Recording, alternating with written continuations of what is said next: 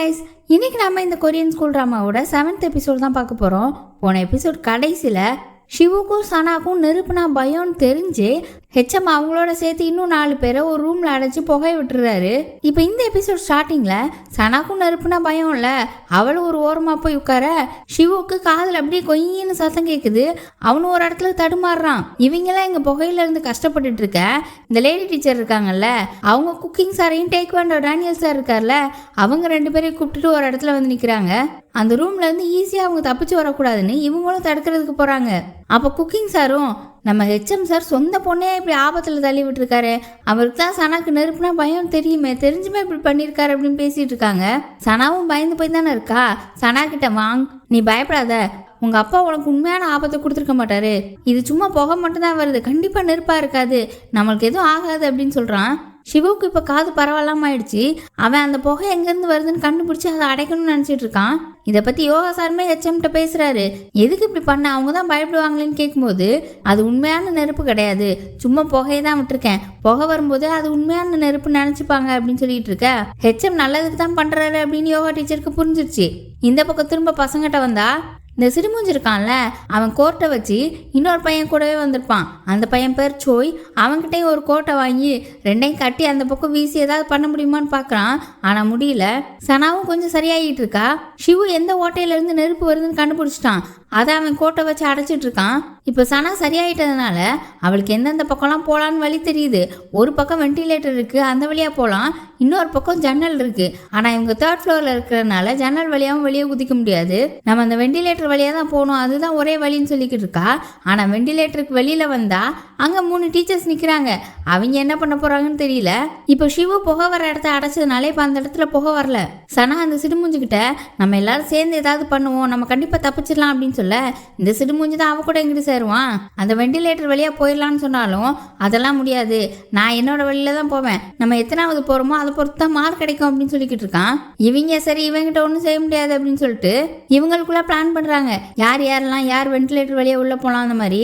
வாங்க, அந்த சோயின்னு ஒரு பையன் இருந்தாலும் அவன்கிட்டையும், இப்போ நீ சிடுமூஞ்சி கூட போனாலும் அவன் உன்னை கூட கூட்டு போவான்னு நினைக்கிறியா, கண்டிப்பாக விட மாட்டான், எங்க கூட வந்துரு அப்படின்னு சொல்கிறான். இப்போ அப்படியே 2 பேரில் நிற்க விட்டு அது மேலே ஏணியை வச்சு கீழே வாங்க ஷிவு பிடிச்சிக்கிட்டு இருக்க, மேலே சோய் பிடிச்சிட்டு இருக்கான். முதல்ல ஹீரோயின் ஏறுறா, அப்புறம் வாங்க சனாவை ஏற சொல்ல, சனா ஏற போறதுக்கு முன்னாடி அவளை தள்ளிட்டு இந்த சிடுமுஞ்சி வேகமா அங்கிருந்து ஏறி கம்பியால் கட்டின பிரிட்ஜ் மாதிரி இருக்கு, அங்கதான் அந்த சோய் நின்றுட்டு இருக்கான். அவனை தாண்டி போயிட்டான். இப்ப இந்த பதட்டத்துல நம்ம ஹீரோயின் வேற ஏணியில ஏறிட்டு இருந்தா, அந்த ஏணியில இருந்து டக்குன்னு கீழே விழுறா. நல்ல வேலையை சிவா அவளை பிடிச்சிட்டான். ஆனா அவ பின்னாடியே அந்த ஏணியும் விழுது. டக்குன்னு ஹீரோயின் தான் கையை நடுவில் விட்டு தடுக்கிறா. அவளுக்கு கையில லைட்டா அடிபட்டுருச்சுதான். அந்த சிடுமுஞ்ச பார்த்தா அவன் வெண்டிலேட்டருக்குள்ள ஏறிட்டு இவங்களெல்லாம் கலாய்ச்சிட்டு அந்த வெண்டிலேட்டர்ல இருக்கிற ஃபேனை மூடிட்டு ஒரு பெல்ட்டால் அதை கட்டி திறக்க முடியாத மாதிரி பண்ணிட்டு போயிட்டான். கடைசியில் அந்த ஃப்ளோருக்குள்ளேயே இறங்கிட்டான். இறங்கி வெளியில் தப்பிச்சிருவான்னு பார்த்தா அதான் 3 டீச்சர்ஸ் இருக்காங்களே, அவங்க என்ன நினச்சாங்க, எல்லாரும் ஒன்றா வருவாங்க, அவங்க கூட சண்டை போடணும்னு 3 பேர் இருந்தாங்க. இப்போ இவன் மட்டும் வந்தோடனே டேனியல் சார் இருந்துட்டு, நீங்கள்லாம் போங்க, ஒருத்தன் தானே வந்திருக்கான், இவன் நான் சமாளிச்சுக்கிறேன்னு மற்ற 2 பேரை அனுப்பி விட்டுட்டு சிறுமூஞ்சி கூட இவர் சண்டை போட ஆரம்பிக்கிறாரு.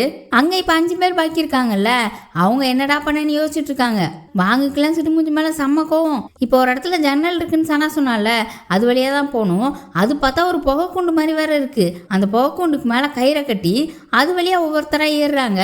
முதல்ல சனா, அப்புறம் சோய், அப்புறம் வாங்கி ஏறுறான். அப்புறம் ஹீரோயின் ஏற போறா. அப்போதான் ஷிவு கேட்குறான், உனக்கு கை பரவாயில்லையா, நீ ஏறிடுவியான்னு. அவன் அதெல்லாம் ஒன்றும் பிரச்சனை இல்லை, நான் ஏறிடுவேன்னு ஏறிட்டா. அப்புறம் ஷிவுவும் ஏறிட்டான். ஹெச்எம்மோட எண்ணமும் எல்லாரும் ஒன்னா சேர்ந்து ஒருத்தர் காப்பாற்றி மேலே வர்றது தான் போல. ஆனால் சிடுமூஞ்சி மட்டும் யாருக்கும் உதவி பண்ணல. இப்போ இந்த புகைக்கூண்டு மாதிரி இருக்குல்ல, அதுலேருந்து எல்லாரும் மொட்டை மாடிக்கு வந்துட்டாங்க. இப்போ கீழே இறங்கணும். ஆனால் 3வது மாடியில இருந்துல இறங்கணும். அப்படி சோத்துல அந்த ஜன்னல் ஸ்லாப்லாம் இருக்கும்ல, அதுலலாம் காலை வச்சு சனா ஃபர்ஸ்ட் இறங்குறா. அப்புறம் சோய் இறங்குறான். அதுக்கப்புறம் வாங்கு ஹீரோயின் கிட்ட, பார்த்து வா அப்படின்னு சொல்லிட்டு இறங்கி போறான். ஆனா ஹீரோயின் கடிப்பட்டிருக்கது அவனுக்கு தெரியாது. ஆனா சிவுக்கு தெரியும்ல. சிவு உடனே இவங்க ஒரு கயிறை போட்டு மேலே ஏறி வந்தாங்க. அந்த கயிறை எடுத்துட்டு போய் மேல இருந்து கீழே போட்டு இவன் அவளை முதுகுல ஏறிக்க சொல்லி 2 பேர் இப்போ ஒன்னாவே இறங்கிட்டாங்க. என்ட்ரன்ஸ்ல ஹெச்எம், யோகா சார், அப்புறம் 2 ஸ்டாஃப்ஸ் எல்லாரும் நம்பர் பிளேட்டோட நிற்கிறாங்க 1ல இருந்து 6 வரைக்கும். ஃபர்ஸ்ட் சனா வரா, அப்புறம் வாங்கு, அப்புறம் ஹீரோயின், கடைசி அந்த சோயின்ற பையன் வரான். ஆனால் பார்த்தா இன்னும் அந்த சிடுமூஞ்சி வரல. எங்கடா அவனை காணுன்னு பார்த்தா டேனியல் சார் கூட சண்டை போட்டுட்டு இருந்தான்ல, அவர் விடவே இல்லை போல, நல்லா வச்சு செஞ்சுட்டாரு. கூட்டிகிட்டு வந்து இதோ கடைசியாக வந்துட்டான். இவன் மட்டும் மற்றவங்க கூட வந்திருந்தானா இவ்வளோ தூரம் நான் அவனை ஸ்ட்ரிக்டாக பிடிச்சிருக்க மாட்டேன். ஆனால் மற்றவங்களெல்லாம் விட்டுட்டு இவன் மட்டும் தனியாக வந்துட்டான், அதனால கொஞ்சம் கராராக தான் நடந்துக்க வேண்டியதாகி போச்சு அப்படின்னு சொல்கிறாரு.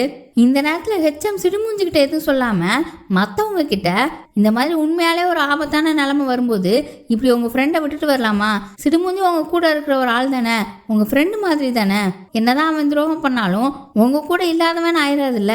அவன் இந்த மாதிரி பண்ணாலும் அவனை நீங்கள் தான் பார்த்துக்கணும், நம்ம கூட இருக்கிறவங்களுக்கும் நம்ம ஃப்ரெண்டுக்கும் நாம தான் பொறுப்பு அப்படிலாம் பேசுகிறாரு. இப்போ சிடுமூஞ்சை தவிர மற்ற 5 பேர் உட்காந்துருக்காங்க.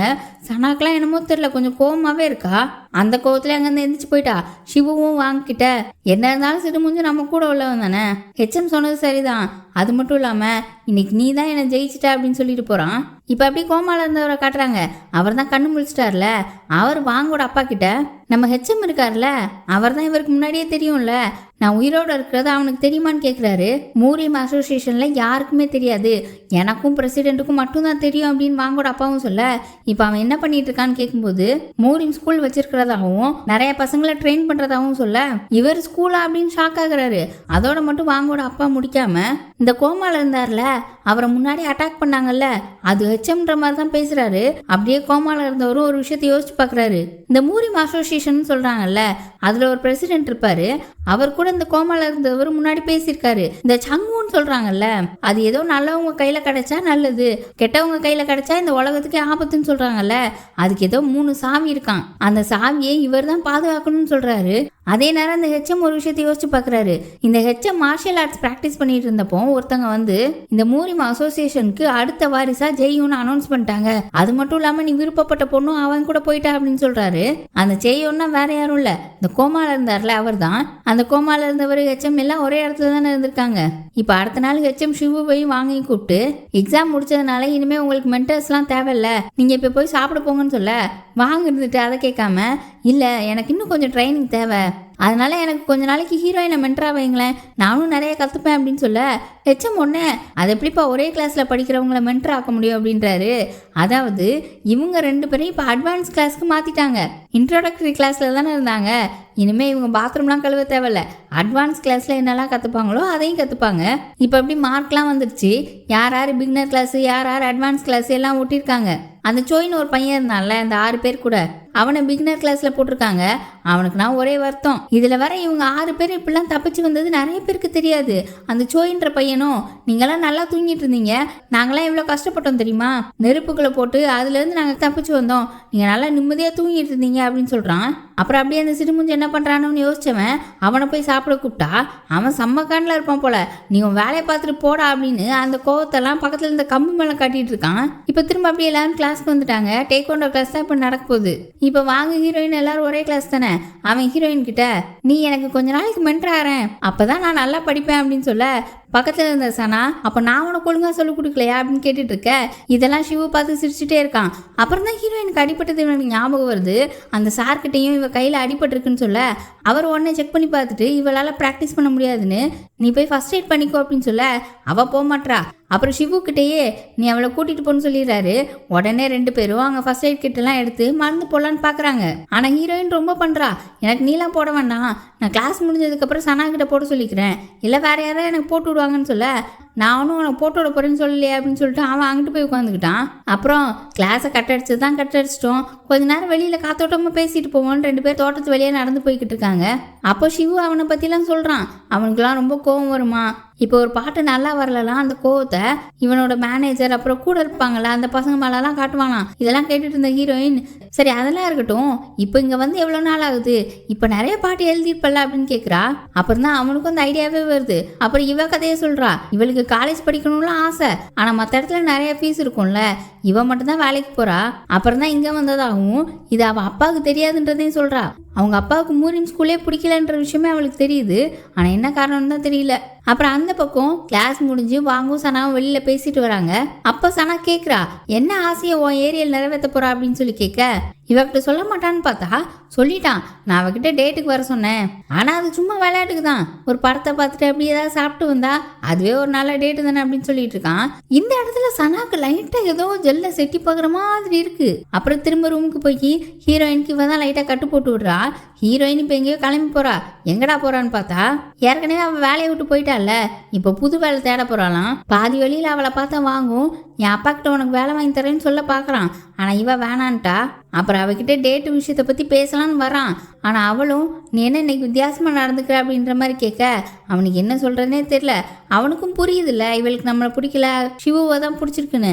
அதனால அதை பற்றி கேட்காமலே விட்டுட்டான். இங்கே இப்படி போயிட்டு இருக்க அங்கே வாங்கோட அப்பாவை பார்த்தா இந்த கோமால இருந்தார்ல, அவருக்கு 18 வருஷத்துக்கு முன்னாடி அந்த நாள் என்ன நடந்துச்சுன்னு ஞாபகம் வரல. அதை ஞாபகப்படுத்த ட்ரை பண்ணுறதா வாங்கோட அப்பா கிட்ட அசிஸ்டன்ட் பேசிகிட்டு இருக்க வாங்கோட அப்பாவும் ஞாபகப்படுத்தி பார்க்கட்டும், நம்ம என்ன சொல்கிறோமோ அதுதான் அவர் மறந்த கதை அப்படின்னு சொல்கிறாரு. அதோட அவர் வேற நடக்கிறதுக்கு ரொம்ப ட்ரை பண்ணிட்டு இருக்காரு. அங்கே பாரு 18 வருஷம் கோமால இருந்து இப்போ எவ்வளோ தூரம் முன்னேற்றம். இதனால தான் மூரிமா அசோசியேஷன் இவனை தேர்ந்தெடுத்திருக்கு. இவனை சீக்கிரமாக டிஸ்சார்ஜ் பண்ணு, அப்புறம் நான் கொரியாவுக்கு போகிறதுக்கு ஏற்பாடு பண்ணுன்னு சொல்கிறாரு. அப்படியே அங்கே கட் பண்ணி ஹீரோயினோட ஆண்டி இருக்காங்கல்ல அவங்கள கட்டுறாங்க. அவங்க இப்போ வாங்கோட அம்மா வீட்டில் தானே வேலை பார்க்குறாங்க. அப்படி வேலை பார்த்துட்டு இருக்கும்போது அங்கே ஒரு மோதிரம் கிடக்குது. அதை பார்த்து இவங்களுக்கு ஆசையாக இருக்குது, இதை எடுத்துடலாமெல்லாம் வர நினைக்கிறாங்க. ஆனால் அது தப்புன்னு யோசிச்சுட்டு கையில் வேற போட்டு பார்த்துருப்பாங்க. அந்நேரம் கரெக்டாக பார்த்தா வாங்கோட அம்மா அங்கே வந்துடுறாங்க. இவங்க டக்குன்னு ஒரு கபோர்டுக்குள்ளே ஒழிஞ்சிக்கிறாங்க. வாங்கிக்கிட்டு தான் வாங்க அம்மா ஃபோனில் பேசிட்டு வராங்க. நீ நல்லா இருக்கியா என்னெல்லாம் கேட்க அவனும் நான் நல்லா இருக்கேன், நான் இப்போ அட்வான்ஸ் கிளாஸில் இருக்கேன், நான் ரொம்ப சீக்கிரமாக கற்றுக்கிறேன் தெரியுமா அப்படின்னு சொல்லி ரொம்ப சந்தோஷப்படுறான். இவங்களும் ரொம்ப சந்தோஷப்பட அவன் வேற நான் சீக்கிரமாக உங்களை சைனாவுக்கு கூட்டிகிட்டு போயிடுவேன் அப்படின்னு சொல்கிறான். இவங்க ஒன்று நான் எங்கே இருந்தாலும் பரவாயில்ல, நான் 2வது ஒய்ஃபாகவே இருந்தாலும் பரவாயில்ல, என் பையன் சந்தோஷம் தான் ஏன் சந்தோஷம் அப்படின்னு சொல்கிறாங்க. இப்போ இந்த ஆண்டி வேற கபோர்டில் ஒழிஞ்சு கிடந்தாங்கல்ல, இந்த விஷயத்தெல்லாம் அவங்க கேட்டுடுறாங்க. கரெக்டாக ஃபோனை வைக்கையும் கபோர்ட்லேருந்து வெளியில் வர இவங்க நல்லா பார்த்துடுறாங்க. இன்னுமா வேலை பார்த்துட்டு இருக்கீங்கன்னு கேட்க ஆமாம் இது கீழே கிடந்தது அப்படின்னு சொல்லி அந்த மோதிரத்தையும் கையில் கொடுக்க வாங்க அம்மாக்கெல்லாம் ஒரே சங்கடமாக இருக்குது, எல்லாத்தையும் கேட்டுட்டீங்களோ அப்படின்னு சொல்லி கேட்க ஆமாம் எல்லாத்தையுமே கேட்டுட்டேன் அப்படின்னு சொல்கிறாங்க ஆண்டியும். வாங்க பிறந்தோடனே அவனோட அப்பா அவனை சைனாவுக்கு கூட்டிகிட்டு போயிட்டாரான். வாங்கோட அம்மா செகண்ட் ஒய்ஃப் தானே, அதனால அவன் நிறைய அவமானங்களை சந்திச்சிருக்கானா. நிறைய வாட்டி அங்கேருந்து இங்கே கொரியாவுக்கு ஓடி வந்துடுவானா. ஆனால் திரும்பவும் சைனாவுக்கு கூட்டிகிட்டு போயிடுவாரான். ரொம்ப கஷ்டப்பட்டான். அவன் பார்க்க தான் ரொம்ப சந்தோஷமாக இருக்கிற மாதிரி இருக்கும், ஆனால் அவன் மனசுக்குள்ளே ரொம்ப கஷ்டம் வச்சுருக்கான் அப்படின்னு சொல்கிறாங்க. அப்படியே நமக்கு வாங்க காமிச்சா இவ்வளோ நாள் நமக்கு சிரித்து சந்தோஷமான வாங்க காமிச்சவங்க இப்போ அப்படியே அவன் ரொம்ப கஷ்டமாக இருக்கிறத கட்டுறாங்க. அதெல்லாம் பார்க்க நமக்கே கஷ்டமாக இருக்குது. அவன் ஹீரோயின் கூட இருந்தது, அப்புறம் ஹீரோயினும் சிவுவும் ஒன்றா இருந்தது, இதெல்லாம் பற்றி யோசிச்சு யோசிச்சு பார்த்து அப்படியே ஸ்கூலுக்குள்ளே ஓடிட்டு இருக்கான்.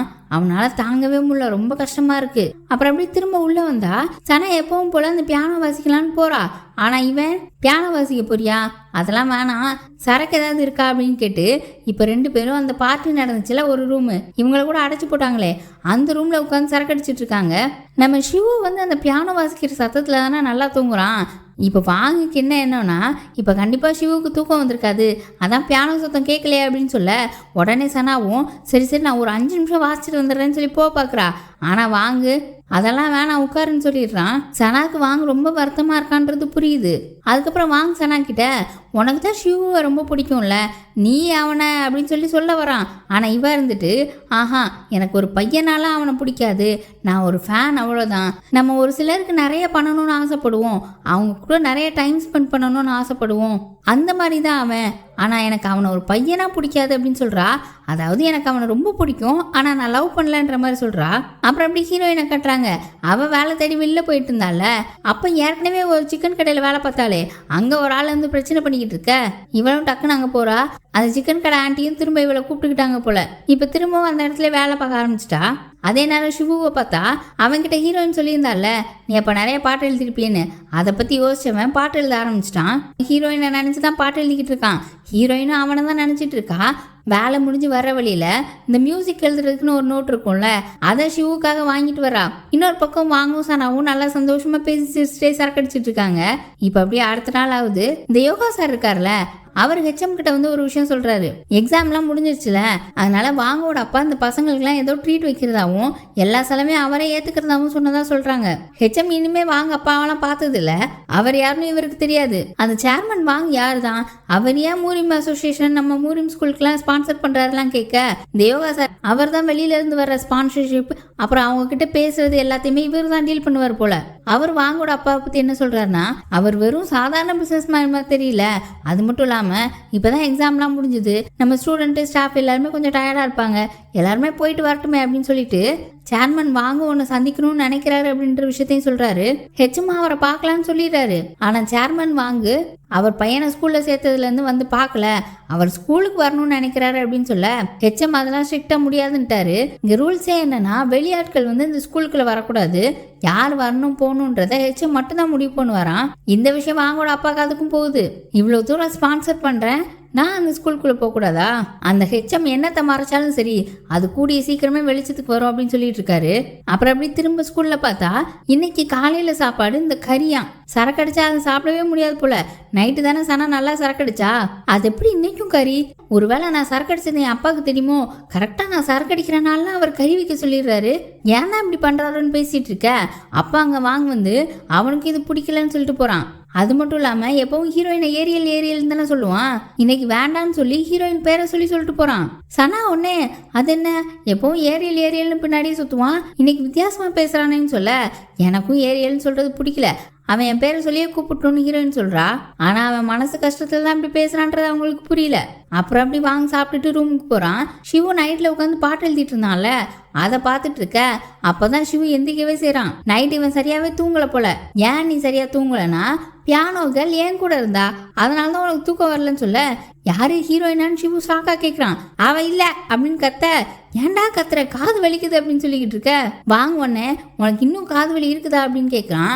இல்லை இப்போ கொஞ்சம் பரவாயில்லன்னு சொல்லி சிவு சிரிக்க, சிவு சிரிக்கிறத வாங்கால ஏற்றுக்க முடியல, தயவு செஞ்சு சிரிக்காத, நீ சிரிக்கிறத என்னால் பார்க்க முடியலன்னு சொல்லிக்கிட்டு இருக்கான். அப்புறம் அப்படி நோட்டீஸ் போர்டில் பார்த்தா அவங்க நேற்று கிளாஸ் இதெல்லாம் ஒட்டியிருந்தாங்கல்ல, அதை எடுத்துட்டு இன்னொரு நோட்டீஸ் ஒட்டுறாங்க. என்னன்னு பார்த்தா ஏதோ ஃபீல்ட் ட்ரிப் மாதிரி வெளியிலலாம் கூட்டு போகிறாங்களாம். இதெல்லாம் பார்த்த பசங்களுக்கு ரொம்ப சந்தோஷம். சனா இதே சந்தோஷத்தோட ஹெச்எம் போய் பார்த்து, நீங்கள் எப்போவும் எங்களை பூட்டி தானே வச்சுருப்பீங்க, இப்போ என்ன ஸ்கூலுக்கு வெளியிலலாம் விடுறீங்க, நான் இது வரைக்கும் வெளியிலே போனதில்லைன்னு சொல்லிக்கிட்டு இருக்கேன், நான் இந்த ஸ்கூலோட ஹெட் மாஸ்டர், அதனால உனக்கு வேறு வழி இல்லைன்னு சொல்ல இவளும் தயங்கிக்கிட்டே நானும் போகலாமா அப்படின்னு கேட்குறா. அவர் அதுக்கு ஒத்துக்கிட்டாரு. ஆனால் இவர் வரல போல. இவர் ஸ்கூலுக்கு பாதுகாப்பாக இங்கே இருக்க போகிறானா, அப்புறம் எங்கே போவோன்னு கேட்குறா. சியோலுக்கு தான் கூட்டிகிட்டு போகிறாங்க போல. இதில் 4 பசங்க சியோலில் இருந்து தான் வந்திருக்கவே செய்வாங்க போல. அவங்களாம் என்னடா பண்ணுறது அப்படின்னு யோசிச்சுட்டு இருக்காங்க. நிறைய பசங்களுக்கு அப்படி சோகம் தாங்கலை. ஆனால் ஹீரோயின் கிளாஸ் சியோல் போகிறதுக்கு ரொம்ப சந்தோஷம்தான். அப்புறம் அப்படி நைட் ஆகுது. சிவ அவன் இன்னைக்கு பியானோ வாசிச்சுட்டு இருக்கான். வாங்க அவன் ரூம்ல சோகமா படுத்து கிடக்கான். ஹீரோயின் வேலைக்கு போகணுன்றதுக்காக வெளியே கிளம்புறா. அவ பியானோவோட சத்தம் கேட்டு வாசிக்கிற இடத்துக்கு போக அங்க சிவு தானே வாசிச்சுட்டு இருக்கான். அவன் வாசிக்கிறத பார்த்துட்டு அப்படியே மெய் மறந்து நிக்கிறா. அப்படியே இதுக்கு முன்னாடி நடந்ததெல்லாம் யோசிச்சுட்டு சிரிச்சுட்டே நிக்கிறா. டக்குன்னு சிவு பார்க்க ஒளியிறேன்னு கீழே கிடந்த திங்ஸ் எல்லாம் கீழே போட்டுட்டு உட்காந்துக்கிட்டா. நீ எதுக்கு ஒளிஞ்சிட்டு இருக்க அப்படின்னு சொல்லிட்டு சிவு இவளை பார்த்துட்டான். மேலே வாங்க படுத்துருந்தான்ல, அவனுக்கு பாட்டு சத்தம் நின்றுச்சுன்றது புரியுது. அவன் சனாதான் வாசிச்சுட்டு இருக்கான்னு நினைச்சிட்டு இருக்கான். எதுக்காக நிறுத்தினா அப்படின்னு சொல்லிட்டு எந்திக்கிறான். இவன் வேற இங்க வர போறான் போல. இங்க ஹீரோயின் பதட்டத்துல பேக்கை கீழே போட்டிருப்பாளா, உள்ள திங்ஸ் எல்லாம் கீழே விழுந்திருக்கும். அதுல சிவுக்காக ஒரு மியூசிக் நோட்ஸ் வாங்கி வச்சிருப்பாள்ல, அதை பார்த்துட்டு எடுத்தவன் இது மியூசிக் நோட்டு தானே, எனக்காக வாங்கினியா அப்படின்னு கேட்குறான். சேச்சா உனக்காகலாம் ஒன்றும் இல்லையே, நான் தற்செயலாக நடந்து போனேன், அங்கே நோட்லாம் வித்துட்டு இருந்தாங்க, இதை நான் பார்த்ததே இல்லை, அதனால தான் வாங்கினேன் அப்படின்னு சொல்லிட்டு அதை வாங்க போகிறா. இவன் கொடுக்க மாட்டான். 2 பேரும் அங்கிட்ட இங்கிட்ட இழுத்துட்டு இருக்காங்க. அப்புறம் என்ன நினைச்சான்னு தெரியல, டக்குனு ஹீரோயினை சிவு கிஷ் பண்ணிட்டான். அதுக்கப்புறம் 2 பேரும் சுதாரிக்க டக்குனு சிவு ஹீரோயின் கிட்ட சாரி அப்படின்னு சொல்றான். அவளுக்கு ஒரு மாதிரி ஆயிடுச்சு. டக்குன்னு அங்க இருந்து எந்திரிச்சு ஓடிட்டா. பார்த்தா வாங்க வேற அங்க வந்துகிட்டு இருந்தான்ல, சிவு வேற பின்னாடியே வந்தான். வாங்குக்கு ஏதோ தப்பா இருக்குன்னு தோணுது. என்ன நடந்துச்சு, 2 பேருக்கு நடுவில் என்ன நடந்துச்சுன்னு கேட்க ஹீரோயின் வேலைக்கு லேட் ஆகுதுன்னு ஓடிட்டா. வாங்க சிவுவை பிடிச்சி என்ன நடந்துச்சு, உங்க 2 பேருக்குள்ள என்ன நடந்துச்சுன்னு கேட்குறான். சிவு எதுவும் பதில் சொல்லாமல் அப்படியே வாங்க பார்த்துட்டு நிற்க அப்படியே எபிசோட் முடியுது. கிட்டத்தட்ட வாங்க சிவுக்கு எதிரி மாதிரி ஆகிக்கிட்டு இருக்கான். அடுத்தடுத்த எபிசோடில் இவங்க சமாதானம் ஆகுறாங்களா இல்லை பிரச்சனை பண்ணுறாங்களான்றதெல்லாம் பார்ப்போம். அதுக்கு சேனலை சப்ஸ்கிரைப் பண்ணி பெல் ஐக்கானை ப்ரெஸ் பண்ணி வச்சுக்கோங்க. வீடியோ பிடிச்சிருந்தா லைக் பண்ணுங்கள், ஷேர் பண்ணுங்கள். Bye by.